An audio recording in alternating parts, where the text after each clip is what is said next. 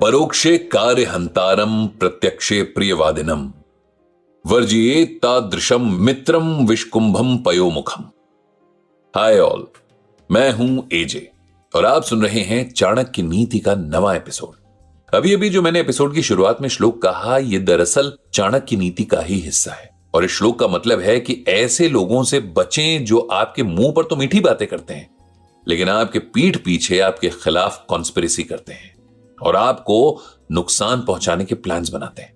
चाणक्य कहते हैं कि ऐसा करने वाले तो जहर से भरे हुए उस घड़े की तरह हैं जिसकी ऊपरी सतह दूध से भरी है।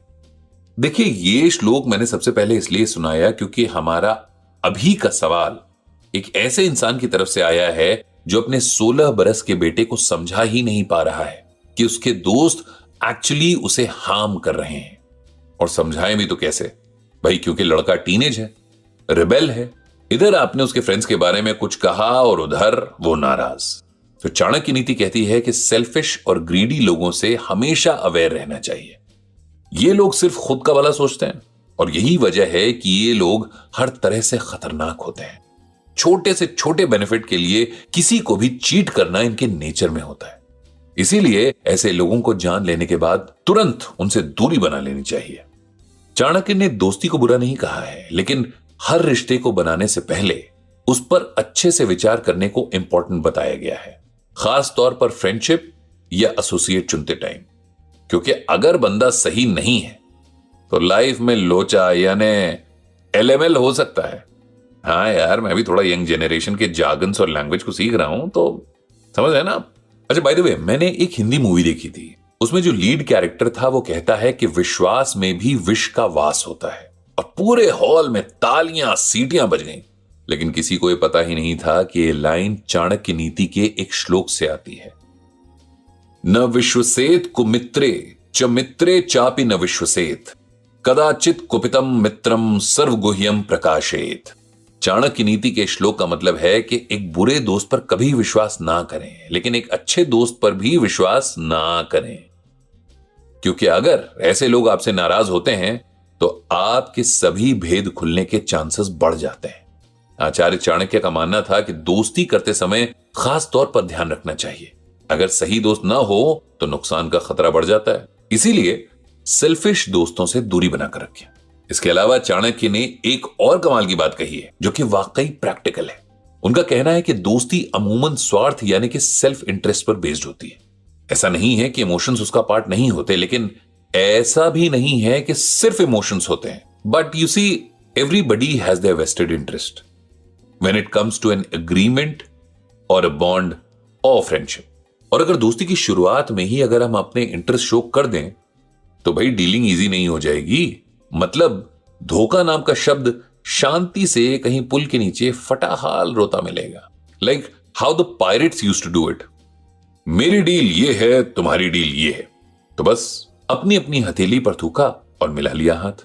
पुराने जमाने में इस तरह से दो लोग ब्लड ब्रदर्स भी बन जाते थे, वो भी अपनी अपनी हथेली पर शार्प नाइफ से कट लगाकर। लेकिन उस केस में कमिटमेंट नॉर्मली इमोशन से इंस्पायर्ड होता था। फ्रेंडशिप अगर इमोशनल वैल्यू पर कम और रैशनल वैल्यू पर बेस्ड होगी ज्यादा तो कहीं ज्यादा टिकेगी, क्योंकि दोनों पार्टीज को अपने लॉस की फिक्र रहेगी। हाँ, देखो ना, यही तो आजकल चल रहा है सोशल मीडिया पर। तू मेरा पेज लाइक कर, मैं तेरा पेज लाइक करता हूं। हम दोनों कोलैब करेंगे और साथ में कुछ दिन तक काम करते रहेंगे for mutual benefits. And deal के एंड में ये तेरे डिलीवरेबल्स, ये मेरे डिलीवरेबल्स, दोनों ने डिलीवर किए और उसका दोनों को ये आउटपुट मिला। अभी अगली डील होने तक स्टे इन टच ब्रो या स्टे इन टच बेब्स, यही चलता है। टेक्निकली हर कोई एक दूसरे का यूज कर रहा है और सबको ये पता भी है, लेकिन म्यूचुअल बेनिफिट के लिए कुछ टर्म्स ड्राफ्ट हुए हैं, मेल्स का एक्सचेंज हुआ है और थोड़े एमओयूज भी बने हैं। सो हो गया। ऐसे मेरे भी दोस्त हैं, मेरे उनके लिए इमोशंस भी हैं, लेकिन फिर भी मुझे ये वाला लॉजिक बड़ा अच्छा लगा। Simple deals, no strings attached. देखिए, एक बात मैं आपको बता दूं यहां पर कि मैं जो ये बातें आपसे कह रहा हूं, ये सुनने में आपको बहुत बुरी लग रही होंगी, लेकिन पंचतंत्र से लेकर हिंदी फिल्मों तक हमें सच्ची और पक्की दोस्ती की कहानियां सुनाई गई। लेकिन देखा जाए तो उस दोस्ती के नाम पर मोटा मोटा धोखा ही रहा है। तो भाई फिर उस पर दोस्ती का कवर चढ़ाएं ही क्यों? सीधे से डील बताएं, सिमिलर टर्म्स पर आएं और पार्टनर्स बन जाएं, और उस रिश्ते या डील के हर टर्म्स एंड कंडीशंस को पूरी शिद्दत और इमोशन के साथ अपनाएं। फिर देखिए जादू, न केवल डील रिन्यू होगी बल्कि मेरे हिसाब से डील बड़ी भी हो सकती है। इसी को तो कहानियों में भरोसा बढ़ाना कहते हैं। और हो सकता है कि ये डील्स एक के बाद एक कामयाब होती चली जाए और आपकी आने वाली पीढ़ियां भी आपस में ऐसी डील्स करें और म्यूचुअली एक दूसरे की ग्रोथ में रिस्पॉन्सिबल बने। तो हो गई ना पीढ़ियों की दोस्ती। I mean technically a successful deal जिसमें लोगों ने अपने इमोशन नहीं बल्कि एक दूसरे के साथ टाइम इन्वेस्ट किया है और मार्केट के हर उतार चढ़ाव को म्यूचुअली फेस किया है। And this is how it should be done. एक दिन इंस्टाग्राम पर मैंने किसी का अपडेट देखा था कि अक्ल बादाम खाने से नहीं धोखा खाने से आती है। सो फ्रेंडशिप में धोखा? Why in the first place? भैया कैलकुलेशन सही हो तो लाइफ में धोखे से बचा जा सकता है। अक्सर आपको धोखा उन्हीं लोगों से मिलता है जिनमें आप अंधा ट्रस्ट करते हो, है कि नहीं? अभी मेरा मूड बड़ा विचित्र हो रखा है, लेकिन आचार्य विष्णुगुप्त चाणक्य की प्रैक्टिकल बातों से थोड़ा अच्छा भी लग रहा है।